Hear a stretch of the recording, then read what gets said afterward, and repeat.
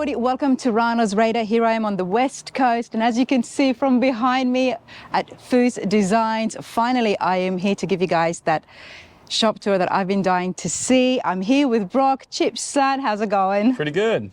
Thanks for allowing me to come here today. Yeah, of course. Come on in. Come check it out. Let's go in, let's check out everything, and already there's a lot happening. This is Foose Designs, everyone. Yeah, so right off the rip, we have our good friend Michael Anthony's 32 in here right now. This is stopping by for a little checkup. It's been a while. This was built at Boyd's, obviously, if you couldn't tell from the wheels and everything else on here. Just the aesthetic of it in general, you can kind of tell. Pretty cool little car. So that's in here right now. I'm not sure exactly what it needs help with, but it's in here for now. It's here to get the chip touch on it. Yes. I'm sure whatever it is, our mastermind PD is going to get to the bottom of it and get it back out pretty quick. There's a lot of cars here, but before that, Brock, tell us a little bit about yourself. Well, I'm born and raised here, pretty much. I've been coming here since I couldn't walk, basically. They opened up originally in that building next door in 1999, which was the year I was born, actually. So I really have been here my entire life, and I'm very happy that we're still here. Surrounded by these beautiful classic cars and hot rods. Are you into the classics at all? Yeah, guilty. Guilty, good. Spent my whole life around it. Yeah, I love cars. I wasn't always here. I was off in school for a while, got out of school. Dad said he needed some help with the social media, and I've been here now for, I want to say, 2 years. Nice. And it's been really fun. I learn from him every day. There is a treasure trove of knowledge to gain from spending every day here, and I feel very lucky and privileged to be able to benefit from that each and every day. So definitely lucky. A lot of people would love your job, but what better way to market than to have family involved, which I always appreciate. It's, it has its pros and cons. It took a while getting used to it at first, but it's been really rewarding and really fun. So no regrets. I'm enjoying my time here. I absolutely love that. Chip Foose has been in the industry for such a long time, and even before him, Sam Foose, very well-known builder and fabricator as well. But to have a young person like yourself be involved and part of the marketing, which heavily relies on social media these days, I think that's an absolutely amazing thing, because it allows this to keep continuing forward and keep up with today's generation. Yeah, definitely.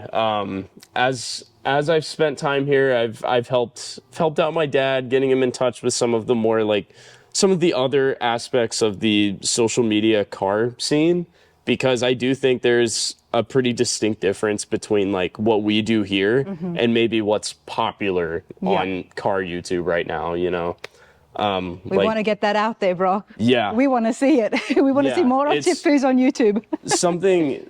Something I think that he has pointed out and that I've noticed too is a lot of what's popular now is destroying things, for views and whatnot. And it works and it makes sense. But what we do here is it's strictly passion driven. Yeah. And it's all done by hand, and it requires a lot of patience. But it's quality over quantity, which is why I appreciate my viewers at home. Hopefully you all are enjoying this.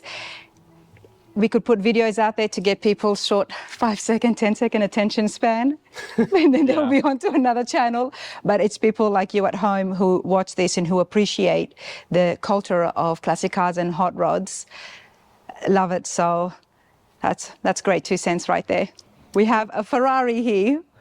So yeah, this has a fun story behind it. So one of our old clients who actually had this car built, it's this drawing here on the wall. Okay. We called it the Brock Foose. It was a 71 Mach 1. It was placed on a Corvette chassis, and it was dubbed the Brock Foose. But when he was touring our facilities prior to his car being built, I believe, he was walking around in here and he saw my dad's Ford GT. It was a 2005 Ford GT that he, did his own little thing too a little bit. Some vinyl application, some orange like graphics and stuff like that. Removed the rear bumper, gave it this new diffuser. It was so mean. I missed that car so much. But he comes in and he goes, "Oh, how much for this?" And my dad goes, "Well, it's not for sale." And he jokingly says, "Well, I'll trade you your Ferrari for it." And that's how the sale did now get made. it's here. Yeah. Nothing's for sale until someone makes an offer, right? That's right. And this is probably the most dad thing I can imagine, is just stuffing this car in this little corner like this for now. Well, a lot of cars what in is here. one of the questions is, what does Chip drive on the daily? F-150 Platinum. That's his go-to. I believe it's a 2021. That's his beater, but he often, he's friends with Pat and Linda Velasco, who are having their Continental built just next door. And they own Radford Racing School out in Arizona. So he often just shows up in maybe like a Hellcat or, Just borrow something a different. new Hornet. Yeah, Yep. he's always got something from them. So he switches out a lot, but his daily is his F-150 for sure. Nice. Do we know the year of the Ferrari here? So this is a 1969 Ferrari 330 GTC.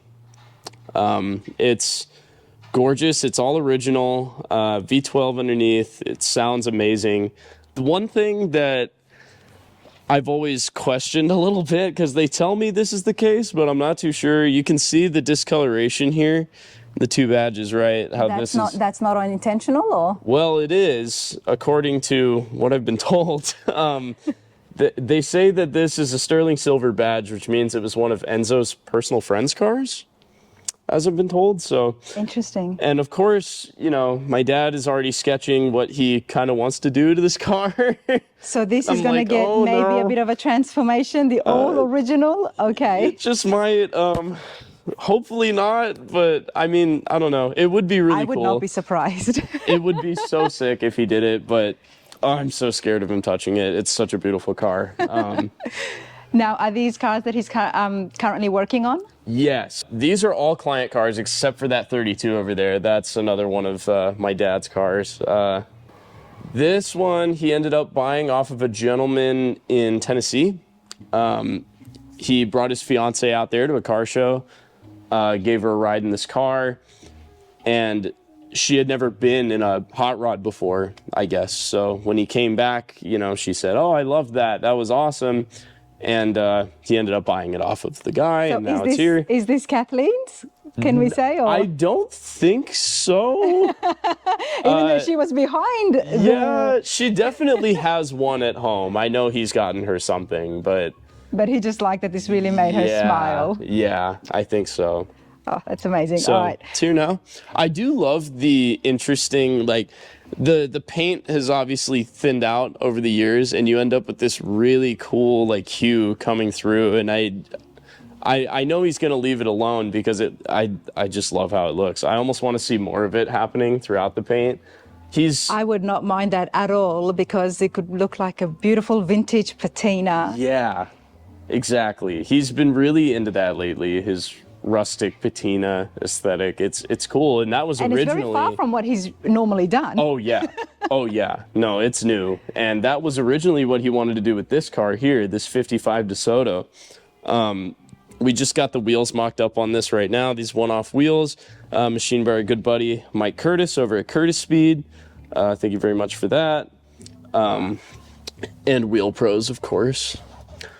And we had our guy Steve, our paint master, Steve Demand, paint up those hubcaps. And I'm loving how these wheels look on this car. It's so nice. And we got all the chrome trimming back on. So we're seeing mostly what it's going to look like when it's done, but we don't have the interior inside of this guy yet. The DeSoto, what is it powered by today? So we got a brand new Chrysler motor in this thing now. Oh, it's going to be so mean. It's got a brand new frame. It is a Hemi in there, everybody. And then, you know what else, what I love about some of these vintage, especially the DeSotos as well? See the horns? Still there. And we've kept it in. You got to leave that in. But yeah, Hemi-powered 55 DeSoto. One of the fun little quirks on this car is, see, this is the kind of stuff I do around here. So the original badge in here, when we pulled this out, it just disintegrated, fell apart. Very tragic. So we went ahead and just cut this new piece of metal back here, this little black piece of steel. And my dad comes in and he goes, okay, check out this sketch. He goes, I need you to whip this up in Illustrator for me. So I drew it all again in Illustrator. You know, we went through it a couple times. There were a lot of variations of it, and we eventually landed on this. And I went ahead and threw it in the plot cutter and cut it out in this chrome Mylar. And then we just stuck that on the piece of metal, clear coated it over, and now we have this brand new, completely custom badge on there. And I love how it turned out. It looks so cool. Wow, well done on that. So yeah, I'm excited to see this finally done. I'm hoping this goes to SEMA next year, along with this guy right over here, our good friend Ron Luntz, 56 Bel Air project. This has been coming along swimmingly. We just got these, I would call them one-off wheels for this, but we ended up double dipping with them, and we got them for Bob's car too, on Bob's 36. These are nice wheels right here. So we got 2 sets of those, only 2 sets in existence, I believe. This 56 is brilliant. Can we just walk around here? And this is not all finished yet, of course. There's still some work to be done on the inside. Wow. Chip has been grinding away on that interior. He's been sanding the foam for a while using Bondo to adhere it all together and just really get that interior to take shape finally. Because we've had the sketches for it for a while, and we would have sent this off to our interior guy, but he's slammed right now, so we're holding off on that for now. But Chip gets involved himself as well, but interiors as well. A little bit. I mean, he's been in there. He's taken that foam, cut it up, stuck it all together using Bondo, had to sand it all to get it to mold into those corners exactly. And that's how he's going to sort of frame the whole interior using that. And he also made this entire wooden bucket here too. I'll move this blanket so you can see it. We know it's going to have a center running console. So that's huge. That's, as much as I enjoy seeing the bench, the classic look of the Tri-5s, but with the bucket seats, they just look very comfy and modern. Yeah, it's beautiful. The design work he's done for the interior, I can't wait to see it all done. But he built the frame there. Yeah, he did. Himself. He built all this. He wood shopped this himself. And now he's adding the foam, and then we're gonna obviously cover that with leather. And yeah, it's going to come together real nice, especially when we send it off to our main man for interiors, Mr. Alfredo, if you're familiar with his work from overhauling. Yeah, I'm excited to see this go over there, and I'm hoping that this car gets its interior finished at a similar time to that car getting its interior finished, because I kind of see these two as brother and sister since they were built here. Together at the same time? Yeah, pretty much at the same time. One of them's root beer, the other one's pink. I'm like, yeah, they're brother and sister. It's funny though, when the DeSoto came in, it had this natural patina all over it, and my dad was like, yeah, we're going to keep it this way. I was like, okay. How did that work out? Yeah, came in like 2 days later, looked like that. I'm like, oh, okay, so much for that. But it looks amazing. I can't wait to see it fully finished. Now, there's a lot that happens here. We've just entered, and this is, I guess, kind of like the showroom assembly. Well, not really a showroom, but the assembly where most of the stuff is finished. Final assembly happens. Final assembly. Yeah. But the building is big. Yeah. So what's going on over there? Because I can see some things behind the glass. You want to see all the secret stuff. Okay. I do want to see the secret stuff. We can look a little bit over there. Yeah. I mean, the showroom is a necessity. Everybody passes through here whenever you take a tour of Foose Design. So, because it doubles as our gift shop. Okay. So come on in. So a couple interesting tidbits here. We have the second half of the 62 Corvette, which is sitting in the paint shop right now. So this project's been going on for a while. I love the powder coating job done on this. That light blue looks so nice on here. Where did the powder coating get done? I believe it was done at MB. I could be wrong. Because it was a while ago. It was before my time. Wow, there's something about seeing a chassis that's all done up like this. It's a work of art all in its own. And I do love the gunny wheels. I'm a big believer of them as well. They certainly helped me move my frame. So I'm all for that. Now, we've got something in bare metal. Yes. So this is a peculiar little showroom piece we have right now.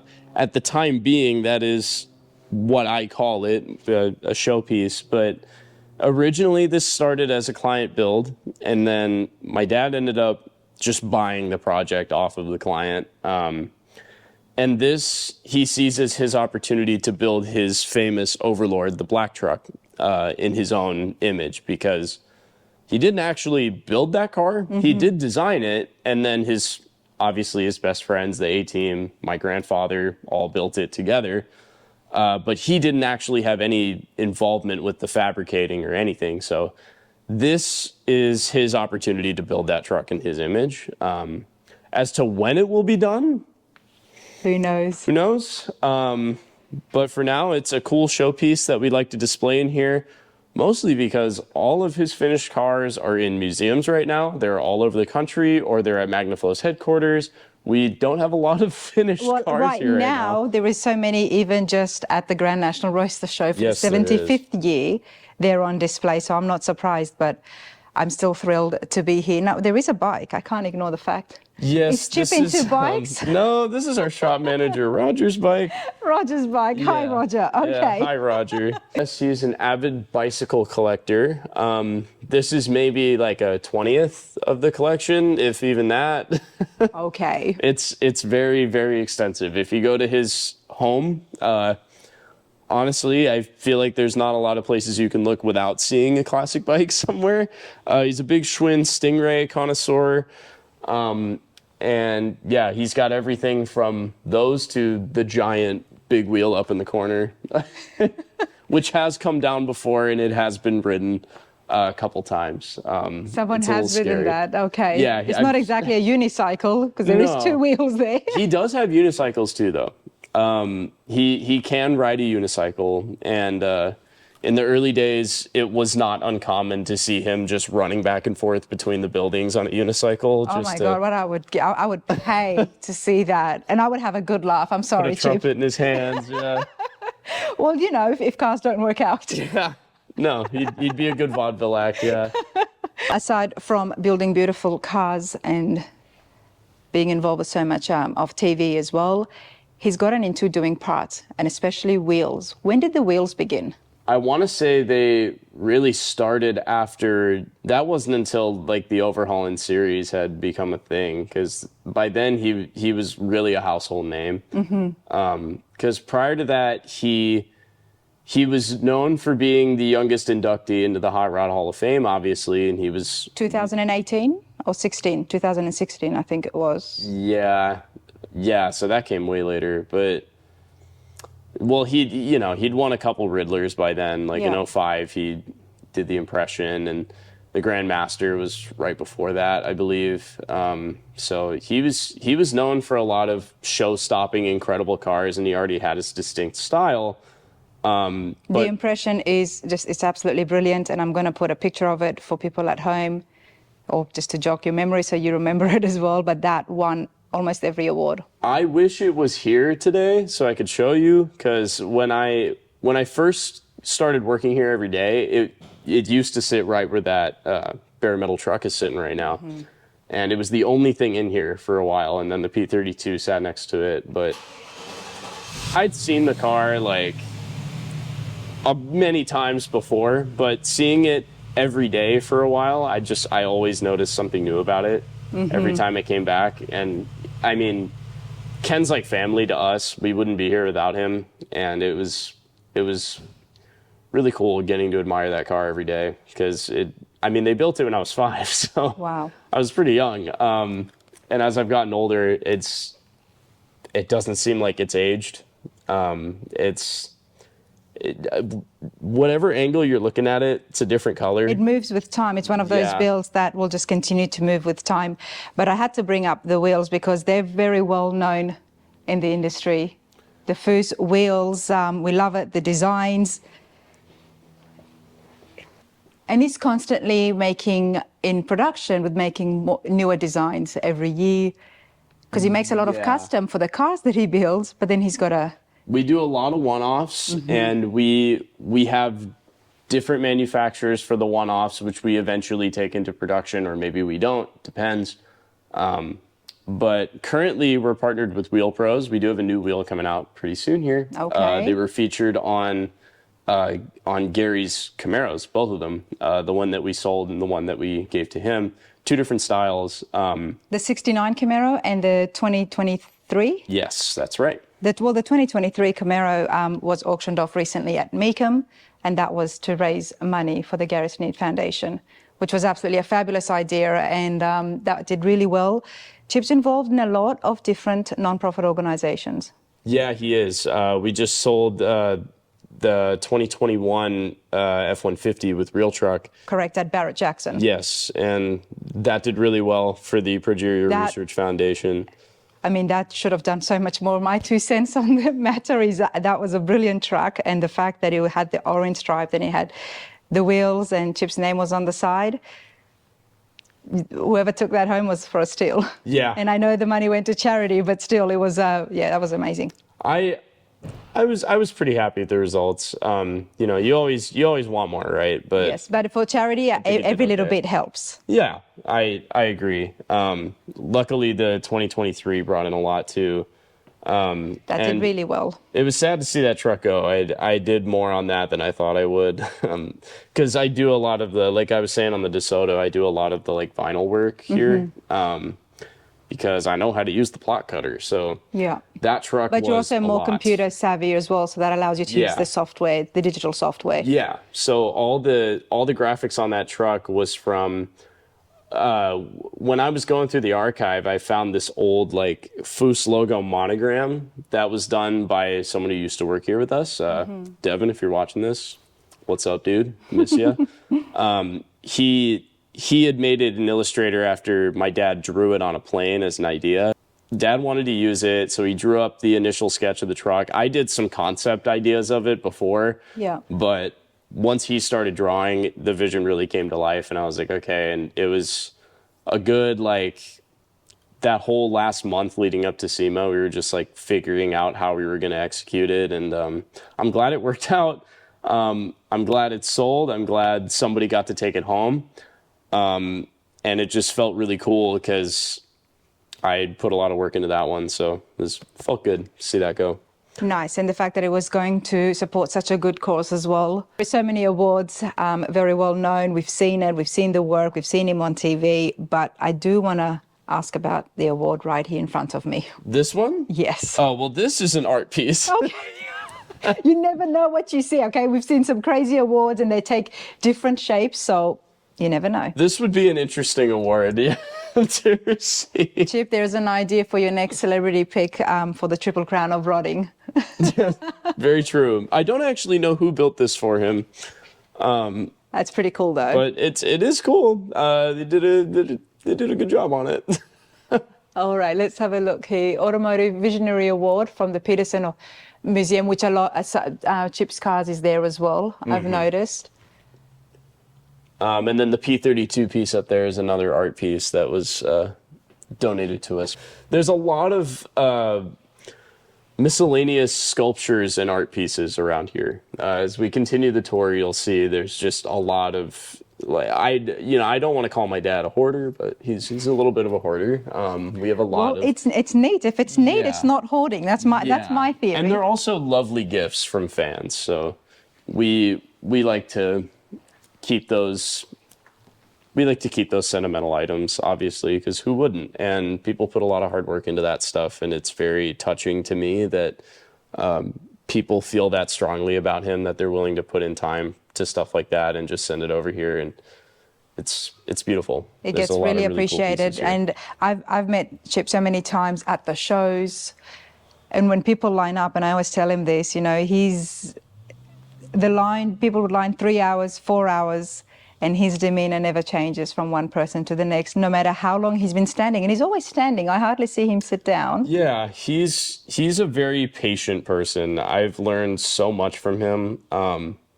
like I had a lot of anger issues growing up, you know, and my father was never somebody to just get hot like that. It never happened, never came from him. So he was always very patient. And you have Yeah. to be patient, especially when you are working on projects like these that do take so many years. and my grandfather was like that too, because actually, if I would love brief to see, side note, yeah, Yes.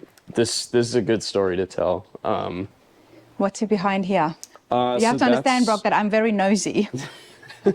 What's behind these doors? So that's where our secretary Lynn does all of her work. So we're not going to bug her in there right We now. better leave Yeah, the paperwork but- alone. But now this is final assembly. We also have got fabrication, paint and body. Yes, Yes. that's all over there. Okay, let's That's go. all on the metal side and the paint side. As I was saying, my grandfather was never known for being an angry person. And my father would always say that Grandpa never got mad at anything, no knee-jerk reactions. So I try to channel that. At CRISPR. Hi there. What's your name? Cody. Cody, I'm Rana. Rana? Rana, nice to meet you. How long you've been here with Foose? So this time I've been here about a year and a half. I first came probably 6 years ago and helped for a little SEMA crunch time. And then I've been kind of back and forth for, like 6 years. Yeah, so I have, I've always had side projects and doing cars myself, had my own shop. And so when I'd get real busy with that, it'd kind of take me into full time there. And then when get more busy here, I'd come back here. Tell us the name of your shop. Crisp Customs. Crisp Customs. I'm not surprised. When you've got people here working with Chip, they're going to be doing something on the side as well. Yeah. Crisp Customs, everybody. Now, what is your main specialty? I do mostly off-road cars. Off-road cars. And then since being here, I have gotten like more experience doing hot rods and things. But yeah, my stuff has always been mostly off-road racing. Would I get to see a finished car from you sometime soon in the future? I've got finished cars you can see now. Yeah. We're here today, but I would love to see it at one of the shows, hopefully. Yeah. We'll get more on that. I absolutely love finding people that have not been on my channel before. Now we're here on the West Coast, of course. So, yeah, we'll definitely catch up with you again. Well, thank you. Thank you. All right. Brock, what were you showing me?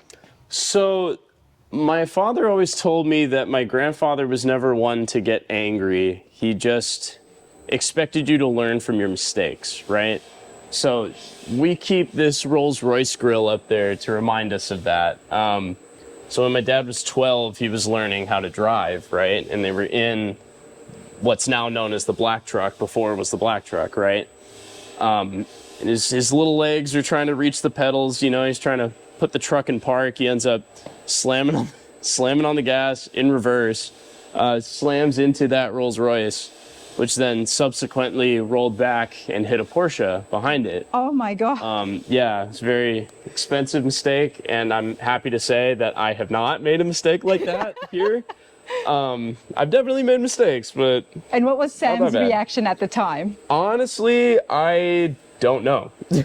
I don't know, but I know he never got mad. So never got mad. Never got mad at me when I was a kid, so it makes sense. I imagine he just said, well, Well, it's so Okay. it's interesting you bring that up, Brock, because in one of my interviews with Chip, and I'll put a link at the top right-hand corner, everybody, I was at SEMA last year, and I said to him, I said, what is Chip like at home? You know, I said, you're always very calm, and everybody you meet, I said, I'm not trying to say, you know, you're always happy, but what makes you upset? What ticks you off? And we couldn't pinpoint it. And he said to me, and he said, just, he enjoys what he's doing.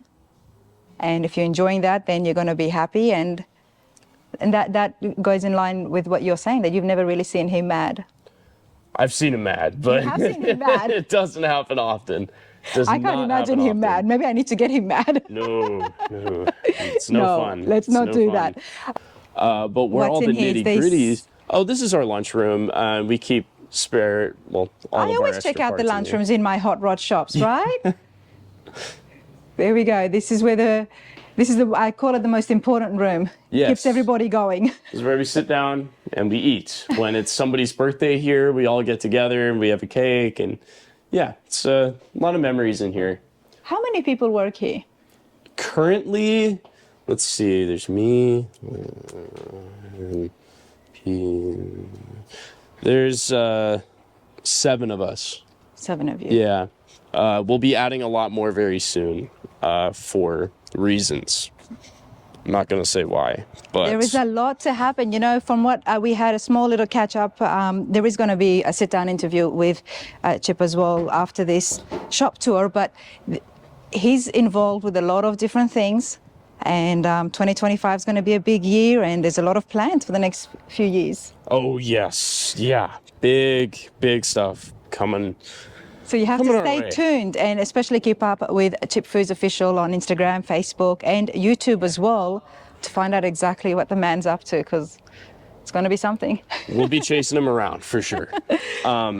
One quick thing I wanted to show you is this cool little... See, we got this... do you know what that is? Could you recognize that just by looking at it? I mean, I would say I'm not going to say a dune buggy or a Porsche, but no, you got me. It's a commodity for sure. So obviously my dad's done a lot of work with Disney. And back in, I want to say it was like 2012-ish. It was around the time Cars Land was getting finished up. They'd commissioned him to do an art piece to be sold at the D23 auction. And he was inquiring about Autopia car bodies. So they sent him 2 complete original 70s Autopia car bodies. And he ended up chopping one of them in half, putting it on a canvas and putting 2 little wheels on it and doing a whole painting behind it and selling that on a big canvas. Oh, wow. But they gave us 2, so we still have a fully finished one. Educate me, Autopia bodies. What are they? Autopia cars? Autopia, you know, the ride at Disneyland where, you know, the kids get in a little car and they drive I go almost every year, but I go to Disney World. Oh, okay. Well, no, they have it there too. Yeah, they have the raceway. That's actually where those are from. And they... Oh, the Speedway? Yes. In Magic Kingdom? Yes. Now it's coming to me. Yeah. I'm with you. And Here we call it Autopia. They call it Autopia, yeah, okay. the California park. But yeah, in Disney World, it's the Magic Kingdom Speedway. That is what that's from. So right here. Absolutely love this dune buggy. I mean, this is what you call high-class dune buggy. Yes. So my dad's been very into Myers-Manx lately. Wouldn't you say, old son? Yes, sir. Yeah, he's been Who's old son in the back there? Oh, that's Matt. Matt, how's it going? Good. How are you? Good. We'll come around to you in a minute.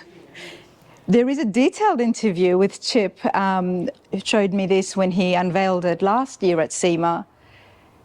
It's brilliant, and one of the things I can't forget about it is I asked him, I said, you know, how do you make something so beautiful and make it all fit? And he's like, well, you know, you use Porsche rearview mirrors and just small little things that just complete the build. And we got to thank our good friend over at Rod Emery for that stuff. He is very generous in helping us source those parts. So is this Chip's personal? Yes, this is his And he's personal. been driving it around. Here and there. I can see the tires. we just had some final touches done on this with one of our good friends from over at MP. So now it's running in great shape, and now he can take it home. It's just not home quite yet because he's a busy guy. And he's been doing all of that Grand National Roadster Show poster artwork for the last couple of days. So for now, we've just sitting here for a little bit. Well, I'm glad it was, so I got to see it again. Yeah, I love the seats on that car too. That interior is just perfect on that. Everything matches. So this is very exciting. This right here, this is our 56 Lincoln Continental project for our very good friends and clients, Pat and Linda Velasco out in Arizona.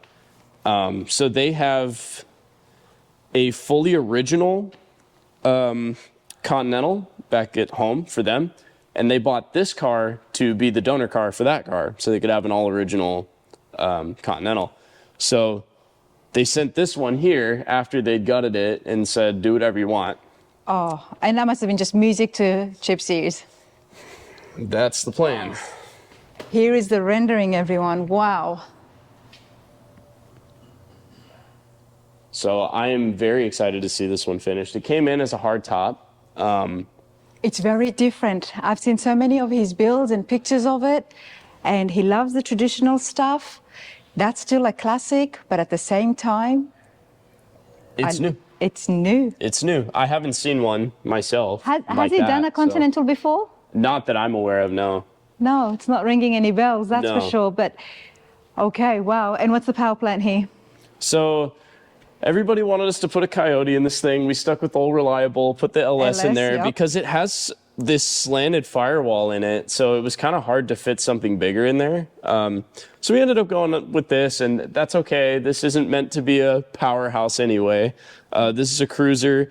This is a show car. So we wanted to be as reliable and, you know, safe as possible. So we went with the old LS. And you've got to go with what would fit the design and the engine bay here. So if the firewall is slanted backwards, you want to show that off. And maybe the Coyote 5.0 might have blocked some of that. But this is exciting. Okay. Yeah, and our old son over here in the corner can tell you a whole lot more about this thing. He's been grinding away on this project for the last, what? Matt, why is Brock calling you old son? So we say old son a lot, kind of like people say dude, you know?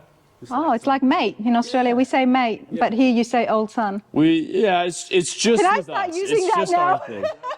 Say, hey, good morning, old son. I'll see you tomorrow, old son. How we doing, old son? So is that a West thing? It was you coined it. Or You is that just a started it. Foose Design thing? Me and Cody brought it in. Okay. A little Western. We use that term too, get Western, you know? Get Western no. If you're going to like, say it's a long day and you got to like really hard charge it, we say we're going to get Western today, you know? Old son. I need to come out to the West Coast more often. I always love hearing things from the South, and I'm always hearing new accents and new sayings, but there's one right for today. There's two of them right there, old There's son, two. let's get Western. Yes, sir. Let's get Yes, Western. sir. I'm so going to use that. Matt, come over here, please, and tell us more about what work has been done, especially when it comes to the body of the Lincoln. Yeah. We can start, even right here is probably one of the bigger ones. Yeah. The spare tire cover. Obviously, it used to have a spare tire in the trunk, and this is the cover that it would fit around the tire. Chip went ahead and cut this entire cover off and removed, I don't know the exact measurement. I don't know if you do. I want to say it. What I always tell people when I give them tours is that this like came up a good like almost 6 to 8 Yes, inches. it did, yep. It was really tall, and you can see in the reference photos here because this is where Chip lays out. My dad, he lays out all the design work, and old son here will take that, interpret it, and make it happen in real life. So you can see here he actually took a pen and like, you know, he just drew it out where he wanted to chop it down to, because originally when it has the hardtop on it, it's kind of a nice touch having that little lip in the back, but when you took this off, It was too this kind of tall. became an eyesore, yeah, so. Yeah, it looks super clean now like that. Let's take a moment just to appreciate this, because I appreciate it. Seeing things hand-drawn, measurements on just pen and paper, to-do list for the Lincoln. It's the stuff I look out for at the shops, everybody. We're here at Foose Design, and, you know, it could be computers here with all of the high-tech stuff, but it is so old school. I love it. We keep it old school around here, except for me. I'm like the one thing that's not, but Bring a little modern touch there. yeah, you know. So yeah, we got that. Well, now, is there a tire that's going to go underneath this? No, so what we did, It's just for aesthetics. for aesthetics, got that brought down so it's kind of streamlined, nice and clean, and flows with the rest of the car. We fabricated this in, and this is obviously going to be carpeted in, so you'll never know. But instead of having that divot where the spare tire used to be, in between that and it would tuck down under the bumper, it's now going to be a flat trunk. Again, kind of for a more streamlined deal. Nice. Did a lot of bumper work and shaping to get exactly what Chip wanted. He's super precise with his bumpers. He has a vision for it, and we'll spend hours and hours chopping it, kind of bringing it down, making it a little bit thinner. We tuck the bumpers in closer to the body of the vehicle so you have smaller gaps. Then we go to the fender line here, and he rolled this fender line before it came down a little bit earlier, and he liked kind of the swoop where it goes a little bit taller and out a little more forward, brought it back down. It's obviously missing its roof, making it a permanent roadster. It's not going to have a top. Oh, what? Yep, it won't have a top. So we fabricated this as well. This whole piece here obviously used to be the interior of the car. And we took the rear seat and the trim out of a Firebird, which is this piece here, and then fabricated our own sheet metal to mesh in where the top used to be. We made all this trim by hand out of brass on a mill. So this is all solid brass that we hammer formed, welded it all together. All made by hand. All made by hand with a hammer and heat and a mill. So the mill helped a lot. Matt, tell us a little bit about yourself and your background. Indeed. So I was in the car business, selling cars, fixing cars for a number of years. Then I met Cody, who you talked to a minute ago, and I had started welding for more of a hobby. And he noticed my welding. I was actually doing a job at a gym that he worked out at. And the owner said, hey, you should meet Cody. He's a welder. And then I worked with him for about a year and a half. And then he came back over here and brought me with him because they were looking for another guy. And so it's been coming up on 2 years now, a little over a year and a half, I think. So welding and fabricating would be your specialty. Yeah, definitely. And I picked it up, like I said, as a hobby when I was selling cars and fixing cars, like mechanical stuff. And I bought myself a welder and just welded in my garage for hours after work for years. And then people started asking, they're like, hey, can you weld this? Can you make this? And I ended up switching from the car industry to welding out of my garage and then working at shops and then working with Cody. And then we ended up here. Wow. Yeah. Love that. Like a hobby turned into a passion, turned into a career, which is super fun. And they're the most successful ones when it is a passion. Yeah, absolutely. Why are what's going on over here? So that is how it came after we stripped the paint and everything. This is just how the vehicle was stock. So we haven't adjusted this at all. So what, the metal was like that originally? It was. From the early days? Yeah, this is exactly what we uncovered. You can see in this car there's a ton of lead. From back in the day, instead of using Bondo and all that, they would lead the cars and block it and surface it. So like if you look back here, some of the details we do too, this trunk, the hood, the doors would all come to a point.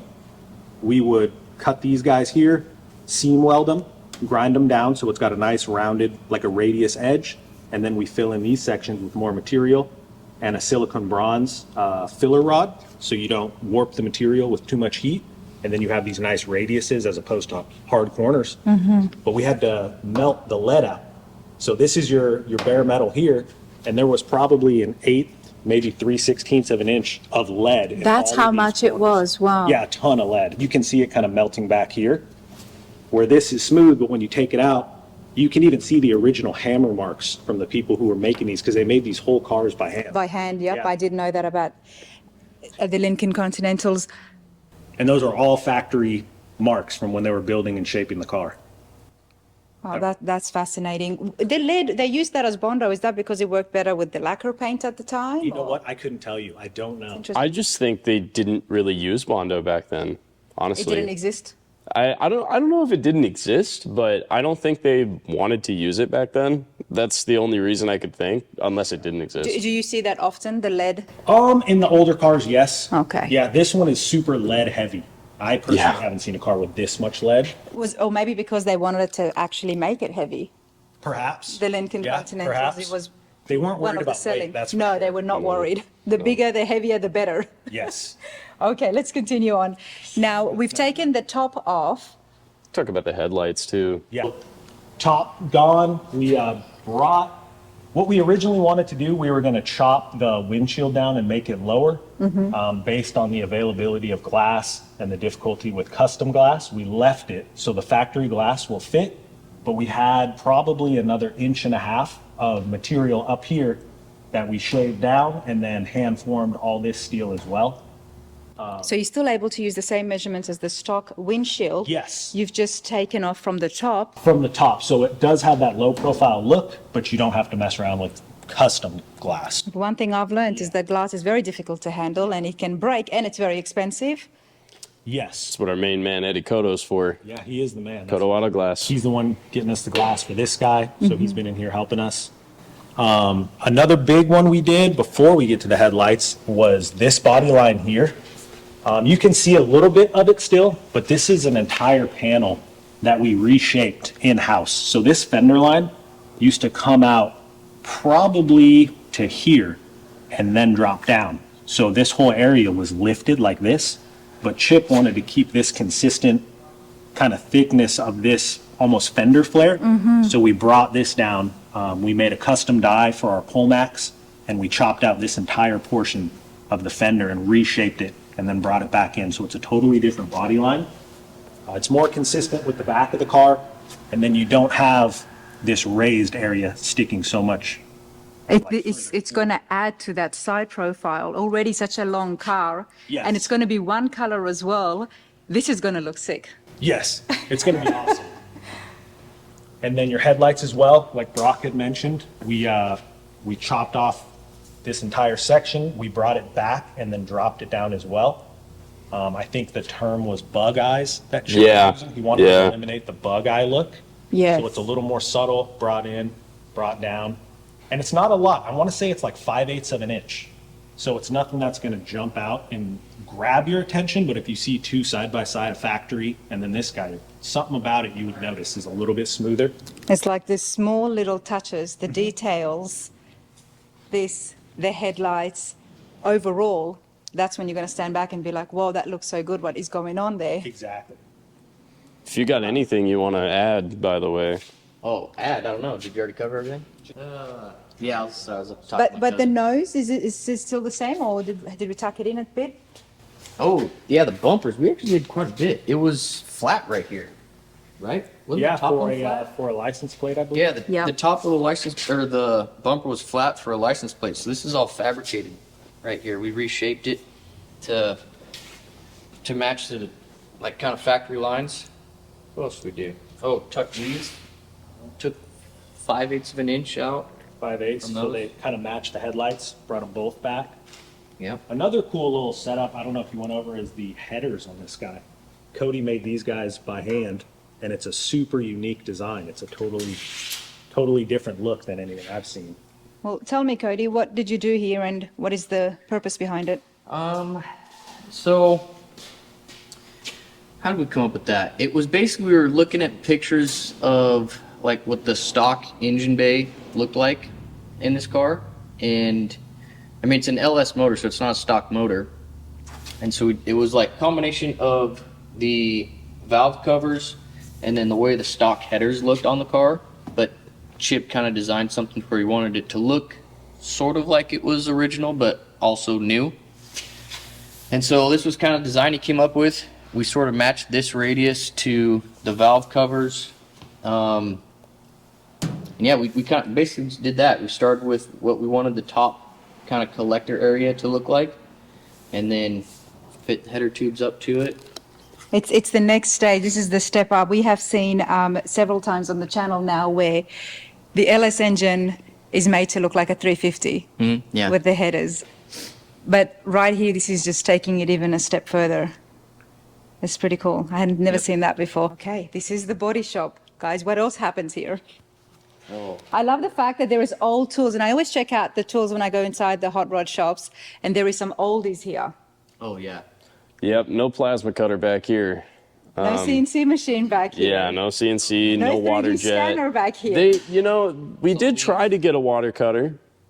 Oh, the water Yeah. jets? Yeah, Every once in a while we'll send some things to get cut out, but most of it's all done by hand. All done by hand. Yep. I think that's one of the coolest things about It is. his shop. Yeah. We're old school. You know, everything's done, like I said earlier, with like fire and a hammer, and it's just all by hand for the most part. Yeah. I remember Chip told me, he's like, I don't know what you're expecting to see. It's like, it's nothing special. Except little does he know that this is the stuff that I absolutely thrive in seeing. The old school, the sketch, the paper, because everything is just so enforced with technology these days Yep. at the shops and with the computer. So my it is at Foose Designs, everybody. my plan with this car is to do like a super cut of all the footage I've gotten over the time that I've been here, because this car has been here as long as I've been here. So yeah, when it's done, I want to put out like I don't know, like hour and a half long movie, just the whole thing from start to finish, That'd be cool. kind of thing. And yeah. again, that will be on Our YouTube official channel. Yeah. Chip Foose on YouTube, everybody. So do keep up with that. When is this going to get finished? I mean, probably SEMA next year. Next year, is SEMA, doable. okay. Yeah. Yeah, take this to SEMA next We year. could take this, the 56 and the 55 possibly. If this is going to be done by then, yeah, we'd have a pretty good fleet. That'd be a good little. We could use that too. It'd be really cool. They just need to put us back inside next year. Yeah. Yes, the hope. If anyone's I watching, think- put us back inside. I second that. Okay, I love SEMA and I like to see these on the inside. Chips always has a huge booth, so that would definitely work really well, and then I can get to see it all finished and get another interview. Okay, let's come back to the tools here for a second. What is the oldest one in the shop? Ooh, I know I mean, looks, that's a power hammer? yeah. I wonder if they got a manufacturing date on them, but that Echo is pretty. Yeah, that thing's ancient. That's a dinosaur. Yeah. What does this do? It's a shrinker stretcher. I've seen smaller versions of these. Well, that's what these do also. They're the same thing. That's what but- I have seen. And this was before that. Oh, most definitely, yeah. Yeah, the jaws. So this is the shrinking dies in it. But yeah, just the different dies you put in there are either shrink or stretch. So they come in and pinch the material together, or it stretches apart. Appreciate that because I had not seen that before. Okay.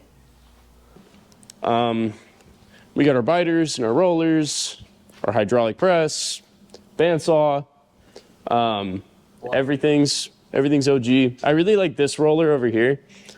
In lack of a better term, I don't know what else to call it, but super simple. Pops is always using this thing. We even put the little Foose hubcap on the end.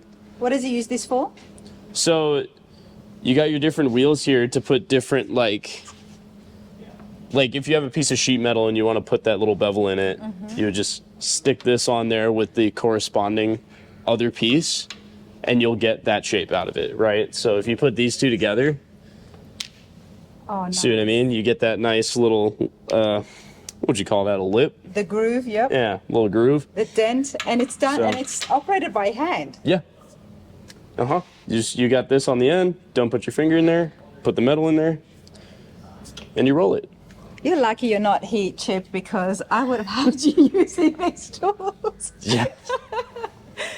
This thing always scared me as a kid. The Chicago biter. This big old biter. When you turn it on. Is this like the cutter? It's not a cutter, actually. So if you look in there, I'm scared to put my finger in there, but see how it like comes down like this? It's Yeah. not like we have a cutter over there. That orange and green thing over there, that's like a hard cutter. This will just bend the metal. So if you have a flat piece of metal, it goes like that. Oh, wow. Yeah. Okay. So you can bend stuff into shape, maybe make you could like make a tube that way if you wanted to. Just keep going. This sort of does the same thing, but it swings. This is where you can control whether you want a 90-degree bent or Yeah, exactly. even a 40, but I had seen this one before. Yeah. I hate this thing. It always hits me when I'm walking by it. Well, thank you for the heads up. That's yeah. the hood for the... Yes, this is the hood for the Continental here. Yeah, it's got the trim on it. It's looking nice. You can kind of see because I can't tell if it just needs a little grind or if it's got lead in it somewhere. Matt, is that all lead on the hood here? Yeah, that's what I thought. Because that's a little extreme, but Yeah, this one here had, I believe you and Chip were doing that, correct? It had quite a bit of rust. And so oh yeah, doing our best so far to get some of that rust out without taking too much material, but it's not lead. No, it's just, what would you call that? discolored, No. damaged, No. Well, let us know your thoughts. oxidized. Is that going in the engine bay now? It is, yeah, this is a little intake cover. Nice. You go right ahead. I'll watch you. Go ahead, quick piece that you worked on.